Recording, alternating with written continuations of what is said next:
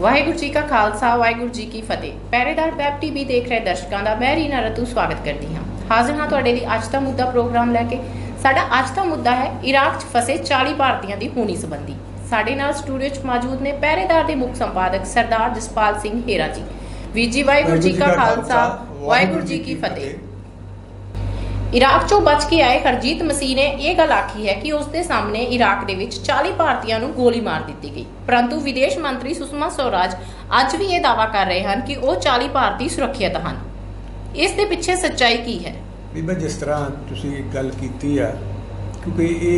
घटना वा जिहड़े 40 भारतीयों की गल चल रही है, उन्हां चों बहुत गिणती है जिहड़ी तकरीबन 27 बंदे ने जिहड़े वो पंजाबी ने। सो उन्होंने जी उतों की मतलब इराक दे विच SIT है जी इस्लामिक IST है जी इस्लामिक स्टेट वाले उन्होंने जोड़े अतवादी ने उन्होंने वालों उत्थे जोड़े विदेशी रह रहे ने उन्होंने बार बार अगवा करके उन्हों का कतलेआम आ जोड़ा निरंतर किया जा रहा। सो 40 भारती जोड़े उन्होंने कब्जे च ने ये गल मतलब पुख्ता दे नाल स्पष्ट हो चुकी है कि वो उन्होंने कब्जे च ने। उन्हां दी होनी की आ इस बारे हाले तक शंका जिहड़ी वो बनी हुई आ। उन्हां दे परिवार ने जिहड़े वो इस गल दी दुविधा दे विच लटक रहे ने कि उन्हां दे जिहड़े मैंबर इराक दे विच बंदी बनाए हुए ने वो जिउंदे ने जां उन्हां दा कतल कर दिता गया। सो सरकार वालों जिहड़ा 1 साल तो उन्हां नूं निरंतर इस गल दा भरोसा ही दिता जा रहा कि वो सुरक्षित ने सुरक्षित ने सुरक्षित ने, परंतु 1 साल तो जे तुसी ये भरोसा दे रहे हो कि सानू साडे सोर्स ने जिहड़े वो दस रहे ने कि वो भारती ने जिहड़े सुरक्षित ने, फिर उन्हां दी सुरक्षित वापसी लई सरकार ने हुण तक की कीता इहदे बारे कोई खुलासा नहीं। दूजे पासे जिहड़ी गल तुसी कीती है कि हरजीत मसीह आ जिहड़ा बटाले कोल दे पिंड दा रहण वाला, उन्हें कल भगवंत मान दी कोठी च जिहड़ा मीडिया दे सामने जिहड़ा बहुत वड्डा खुलासा कीता कि ओहदियां अखां दे सामने ਉਹਦੇ ਸਮੇਤ 40 ਭਾਰਤੀ ਜਿਹਦੇ ਵਿੱਚ ਜੀ ਪੰਜਾਬੀਆਂ ਦੀ 27 ਦੀ ਅਸੀਂ ਗੱਲ ਕੀਤੀ ਆ ਕਿ ਉਹਨਾਂ ਨੂੰ ਉਹਨਾਂ ਅੱਤਵਾਦੀਆਂ ਨੇ ਗੋਲੀ ਮਾਰਤੀ ਸੀ। ਜਿਵੇਂ ਉਹਨੇ ਪੂਰੀ ਘਟਨਾ ਦੱਸੀ ਆ ਕਿ ਉਹਨਾਂ ਨੂੰ ਕਿਸ ਤਰ੍ਹਾਂ ਉਹਨਾਂ ਦੀ ਜਿਹੜੀ ਫੈਕਟਰੀ ਸੀ ਉੱਥੋਂ ਉਹਨਾਂ ਨੂੰ ਫੜਿਆ ਗਿਆ, ਉਸ ਤੋਂ ਬਾਅਦ ਉਹਨਾਂ ਨੂੰ ਕਿੱਥੇ ਕਿੱਥੇ ਲਿਜਾਇਆ ਗਿਆ ਤੇ ਫਿਰ ਅਖੀਰ ਨੂੰ ਉਹਨਾਂ ਨੂੰ ਬੱਸ 'ਚ ਭਰ ਕੇ ਇੱਕ ਪਹਾੜੀ ਇਲਾਕੇ 'ਚ ਲਿਜਾ ਕੇ ਲਾਈਨ 'ਚ ਖੜੀ ਕਰਕੇ ਪਿੱਛੋਂ ਗੋਲੀ ਮਾਰਤੀ। सो उस व्यक्ति वालों पूरी घटना की जानकारी देनी तो फिर अगली गल है कि वो ये कहता कि मेरे मतलब गोली आ जी वो छू के लंघ गई सी ते मैं भी मतलब डिग पिया तो उन्होंने सारिਆਂ ਨੂੰ मरे समझ के वो बाद च चले गए। तो जो मैं मतलब उन्होंने जान तो बाद उठिया तो मैं सारिਆਂ ਨੂੰ मतलब हिलाया जुलाया आवाज़ां मारियां तो उन्होंने चों कोई भी बंदा जिहड़ा वो जिउंदा नहीं सी। तो फिर उस तो बाद उन्हें सारे हर तरह गल दसी है कि मैं कंपनी पहुंचया, फिर मैनू दुबारा उन्होंने रस्ते च फड़ लिया सी, परंतु फिर क्योंकि मैनू इस गल की समझ आ गई सी कि जिहड़े इन्हां दे नाल उन्होंने बंगलादेशी बंदे फड़े सी उन्होंने वखरे करता सी। फिर वो गल उहदी समझ च आउण करके जदों उन्होंने उन्हें पूछया भी तू किहड़े देश दा वा, तो उन्हें कहा कि मैं बंगलादेश दा, तो जदों उन्हें बंगलादेश दा कहा तो उन्हें उन्होंने छड्डता उन्होंने तो वो उतों बचदा बचाउंदा अपनी फैक्ट्री पहुंचया। कंपनी जिस कंपनी 'च काम करता सी उस कंपनी के राही जिहड़े भारती राजदूत दे नाल संपर्क किया तो फिर उसकी भारत वापसी हुई। तो भारत आउण तो बाद उन्होंने भारत सरकार ने 8 महीने वक्खो वक्खरे थावां ते रखिया। आखिर नूं क्यों? क्योंकि सरकार नूं जिहड़ा उन्हें आउण सार सरकार कोल सरकार दीआं एजेंसियां कोल उन्हें आउण सार इस गल दा खुलासा तो करता होना कि आ कुछ उत्थे वापर गया, परंतु सरकार क्योंकि इस गल नूं हाले लुको के रखना चाहती सी, इस करके उस व्यक्ति नूं सरकार ने पूरी तरह अपने कब्जे च रखिया होया सी। सो सरकार दी जिहड़ी इस वेले जिहड़ी नीयत ते मतलब असी किसी तरह का संदेह जिहड़ा कर सकते हैं वो इस गल तो ही आ कि एक तो ये कि सरकार वालों लगातार 1 साल तो कहा जा रहा कि भारती सुरक्षित ने, परंतु एक भी सबूत आ जिहड़ा वो हाले तक सरकार पेश नहीं कर सकी कि आ सबूत सानू मिलिया जिहड़ा सबूत सानू ये दसदा कि भारती उत्थे सुरक्षित ने। दूसरे पासे जिहड़ा हरजीत मसीह आ उन्हें जिहड़ा मतलब वो भयानक दर्दनाक हादसे का बयान किया, आखिर नूं सुषमा स्वराज ने कहा जा तुसीं उत्ते भरोसा कर लो या मेरे ते कर लो। आखिर नूं इन्नी गल दे नाल गल तां मुकणी नहीं। हरजीत मसीह आ वो झूठ क्यों बोलू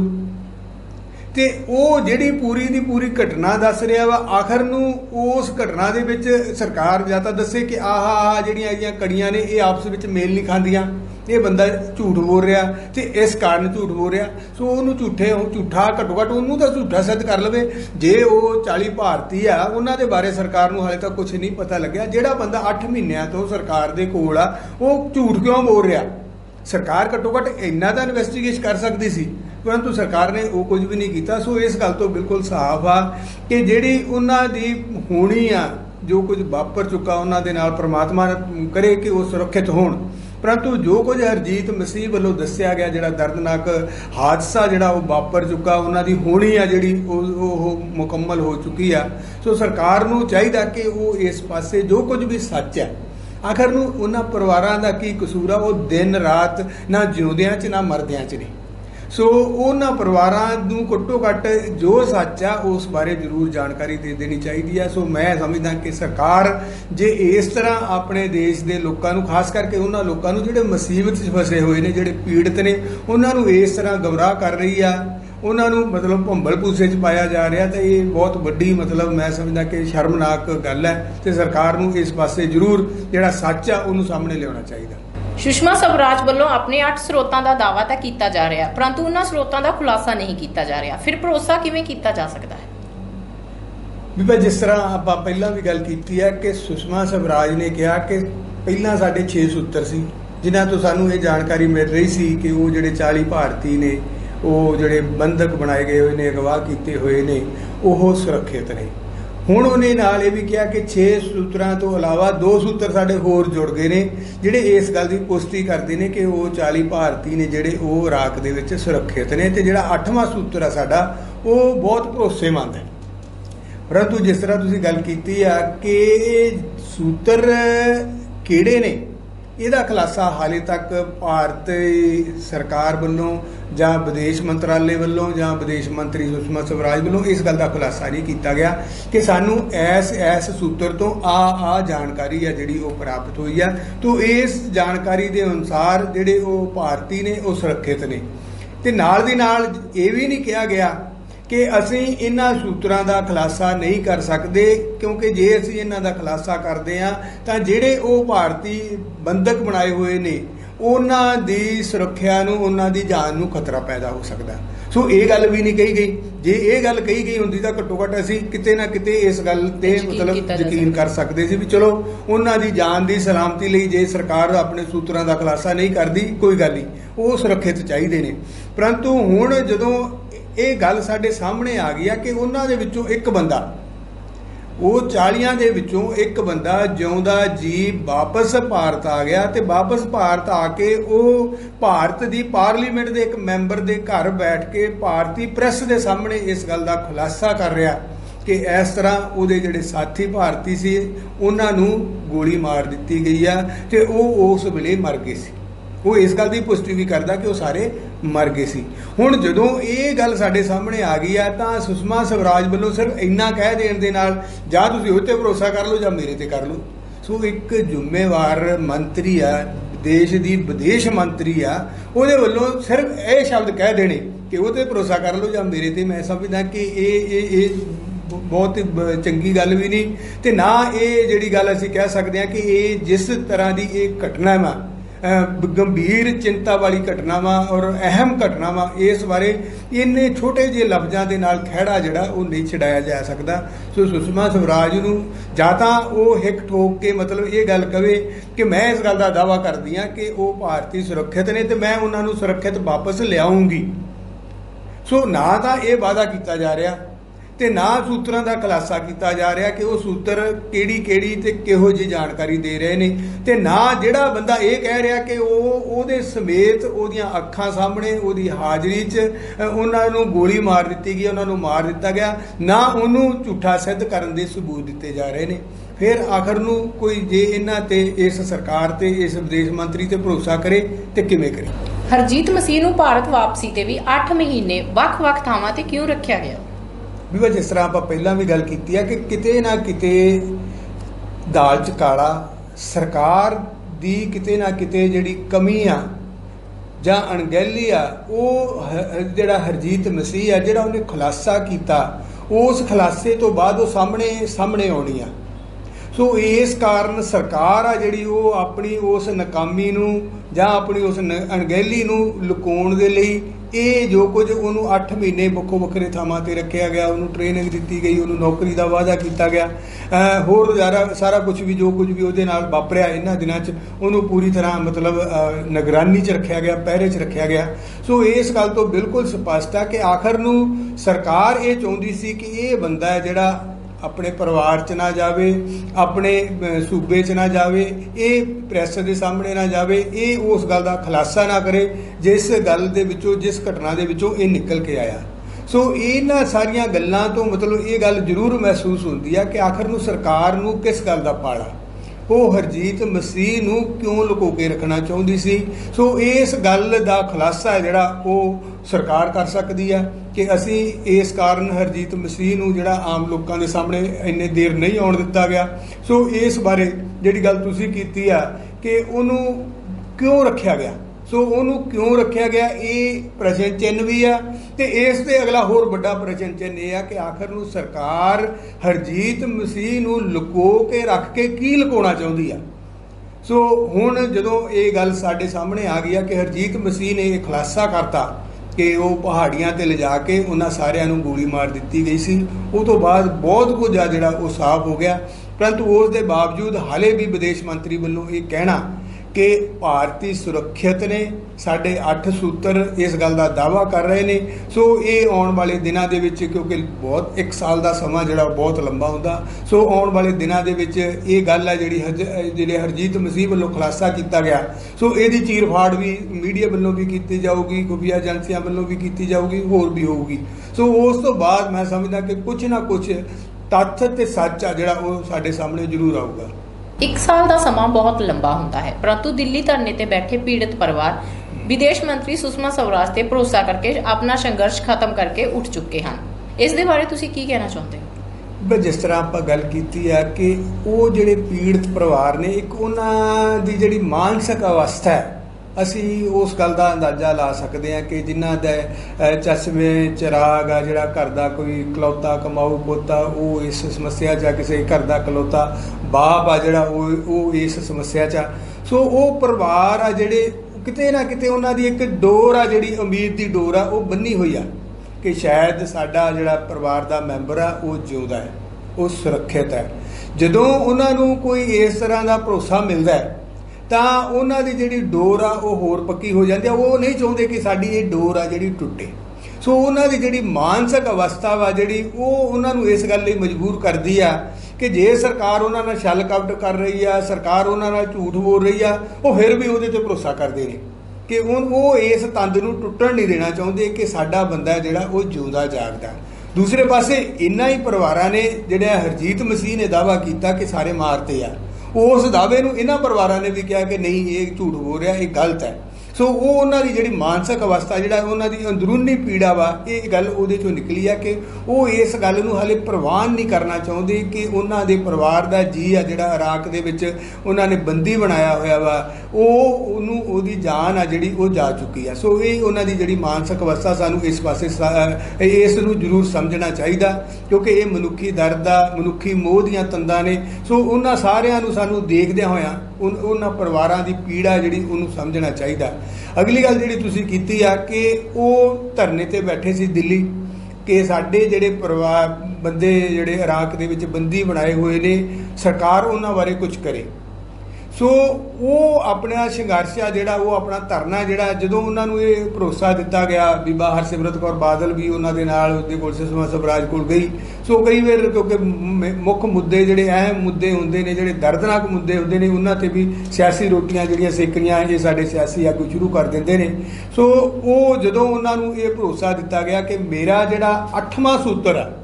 ਪਹਿਲੇ 6 ਸੂਤਰ ਸੀ, 2 ਸੂਤਰ ਉਹ ਤੋਂ ਬਾਅਦ ਆ, ਜਿਹੜਾ ਮੇਰਾ 8ਵਾਂ ਸੂਤਰ ਆ ਉਹ ਪੂਰੀ ਤਰ੍ਹਾਂ ਭਰੋਸੇਯੋਗ ਆ, ਮੈਂ ਉਹਦੇ ਤੇ ਬਹੁਤ ਭਰੋਸਾ ਕਰਦੀ ਹਾਂ ਤੇ ਮੈਂ ਇਸ ਗੱਲ ਦਾ ਦਾਅਵਾ ਕਰਦੀ ਹਾਂ ਕਿ ਉਹ ਭਾਰਤੀ ਜਿਹੜੇ ਤੁਹਾਡੇ ਪਰਿਵਾਰ ਦੇ ਬੰਦੇ ਨੇ ਜਿਹੜੇ ਉਹ ਇਰਾਕ ਦੇ ਵਿੱਚ ਸੁਰੱਖਿਅਤ ਨੇ। ਸੋ ਇਸ ਭਰੋਸੇ ਨੂੰ ਉਹਨਾਂ ਪੀੜਤ ਪਰਿਵਾਰਾਂ ਨੇ, ਜਿਸ ਤਰ੍ਹਾਂ ਮੈਂ ਗੱਲ ਕੀਤੀ ਆ ਕਿ ਉਹਨਾਂ ਨੂੰ ਜਦੋਂ ਵੀ ਮਾੜਾ ਮੋਟਾ ਕੋਈ ਦੀਵੇ ਦੀ ਜਿਵੇਂ ਆਸ ਦੀ ਝੂਠੀ ਕਿਰਨ, ਹਾਂ ਬਿਲਕੁਲ ਸਹੀ ਸ਼ਬਦ ਆ ਤੁਹਾਡਾ ਇਹ,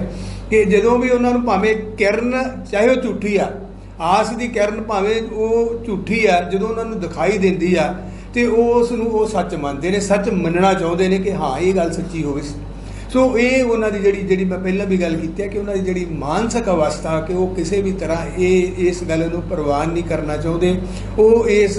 ਗੱਲ ਨੂੰ ਆਪਣੇ ਮਤਲਬ ਜ਼ਿਹਨ ਤੋਂ ਦੂਰ ਰੱਖਣਾ ਚਾਹੁੰਦੇ ਨੇ। ਉਹ ਪ੍ਰਮਾਤਮਾ ਅੱਗੇ 24 ਘੰਟੇ ਅਰਦਾਸ ਕਰਦੇ ਨੇ ਕਿ ਉਹਨਾਂ ਦਾ ਜਿਹੜਾ ਪਰਿਵਾਰ ਦਾ ਮੈਂਬਰ ਆ ਉਹ ਸਹੀ ਸਲਾਮਤ ਹੋਵੇ। ਸੋ ਇਸ ਕਾਰਨ ਉਹ ਇਸ ਭਰੋਸੇ ਤੇ ਜਲਦੀ ਭਰੋਸਾ ਕਰ ਜਾਂਦੇ ਨੇ, ਤੇ ਇਸ ਕਰਕੇ ਉਹਨਾਂ ਨੇ ਚਲੋ ਆਪਣਾ ਜਿਹੜਾ ਧਰਨਾ ਵਾ ਉਹ ਵੀ ਸਮਾਪਤ ਕੀਤਾ। ਪਰੰਤੂ ਕਿਉਂਕਿ ਹੁਣ ਜਿਸ ਤਰ੍ਹਾਂ ਮੈਂ ਪਹਿਲਾਂ ਵੀ ਗੱਲ ਕੀਤੀ ਹੈ ਕਿ ਹੁਣ ਇੱਕ ਗੱਲ ਬਿਲਕੁਲ ਖੁੱਲ੍ਹ ਕੇ ਸਾਹਮਣੇ ਆ ਗਈ ਆ ਕਿ ਇੱਕ ਉਹਨਾਂ ਦਾ ਸਾਥੀ ਮੌਕੇ ਦਾ ਚਸ਼ਮਦੀਦ ਗਵਾਹ ਆ ਕੇ ਇਸ ਗੱਲ ਦੀ ਪੁਸ਼ਟੀ ਕਰ ਰਿਹਾ ਵਾ, ਸਮੁੱਚੀ ਘਟਨਾ ਵਾ ਜਿਹੜੀ ਉਹਨੂੰ ਬਿਆਨ ਕਰ ਰਿਹਾ ਕਿ ਜੋ ਕੁਝ ਕੁਝ ਐਸ ਸਟੈਪ ਤੇ ਵਾਪਰਿਆ। ਸੋ ਸਰਕਾਰ ਨੂੰ ਮੈਨੂੰ ਲੱਗਦਾ ਕਿ ਹੁਣ ਇਸ ਗੱਲ ਨੂੰ ਉਹ ਬਹੁਤਾ ਲੰਬਾ ਸਮਾਂ ਲਟਕਾ ਨਹੀਂ ਸਕੂਗੀ। ਜਿਹੜੇ ਤੱਥ ਤੇ ਸੱਚ, ਜਿਵੇਂ ਮੈਂ ਪਹਿਲਾਂ ਵੀ ਕਿਹਾ, ਤੱਥ ਤੇ ਸੱਚ ਆ ਜਿਹੜਾ ਹੁਣ ਸਰਕਾਰ ਨੂੰ ਜਲਦੀ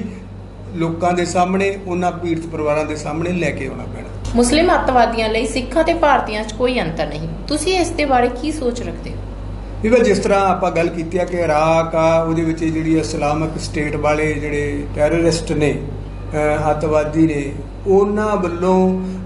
ਜਿਹੜਾ ਬੰਦੀ ਆਪਣੇ ਆਪ ਨੂੰ ਭਾਰਤੀ ਕਹਿੰਦਾ ਉਹਦਾ ਕਤਲੇਆਮ, ਜਾਂ ਜਿਸ ਤਰ੍ਹਾਂ ਉਹਨਾਂ ਨੇ ਅਮਰੀਕਾ ਵਾਲਾ ਬੰਦਾ ਵਾ, ਜਾਂ ਜਿਹੜੇ ਮੁਲਕ ਉਹਨਾਂ ਨੂੰ ਇਹ ਲੱਗਦੇ ਨੇ ਕਿ ਜਿਹੜੇ ਮੁਲਕ ਮੁਸਲਮਾਨ ਵਿਰੋਧੀ ਨੇ,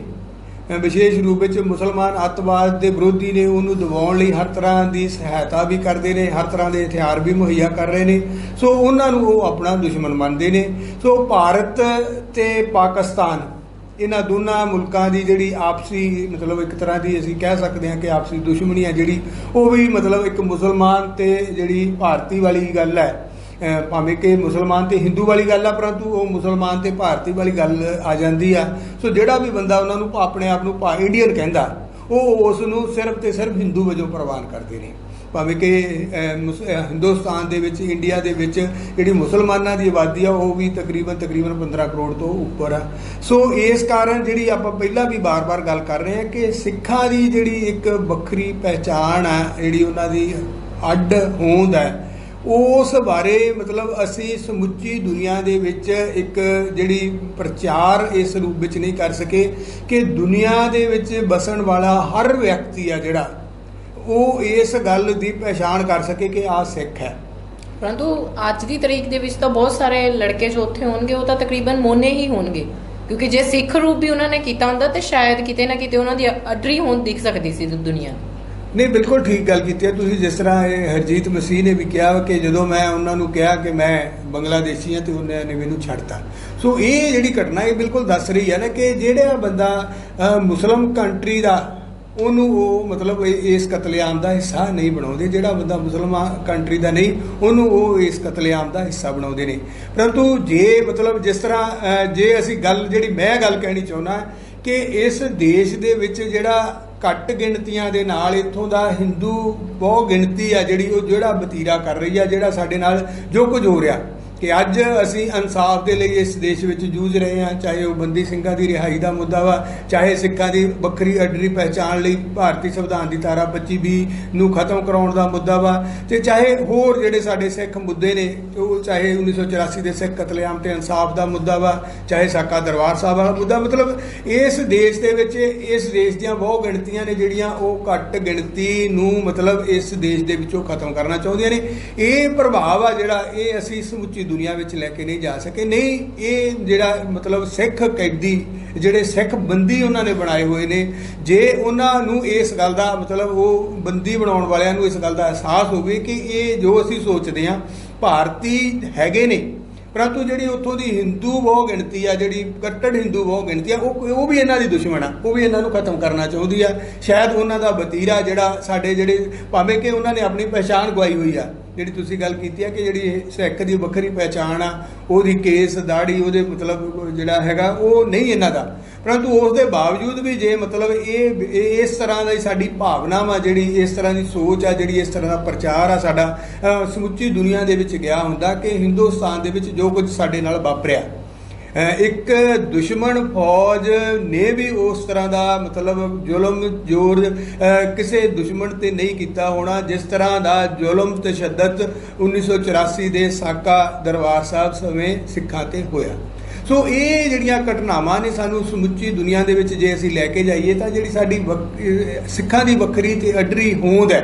ਉਹਦੇ ਬਾਰੇ ਜੇ ਲੋਕਾਂ ਨੂੰ ਜਾਣਕਾਰੀ ਹੋਵੇ ਤੇ ਸ਼ਾਇਦ ਉਹ ਜਦੋਂ ਇਸ ਤਰ੍ਹਾਂ ਦਾ ਸਾਨੂੰ ਭਾਰਤੀ ਤੇ ਸਿੱਖ ਦੀ ਜਿਹੜੀ ਵੱਖਰੀ ਗੱਲ ਹੋ ਜਾਵੇ ਉਹਨਾਂ ਨੂੰ ਜ਼ਰੂਰ ਪਛਾਣ ਹੋਵੇ ਕਿ ਭਾਰਤੀ ਤੇ ਸਿੱਖ ਹੋਣਾ ਵੱਖੋ ਵੱਖਰੀਆਂ ਗੱਲਾਂ ਨੇ।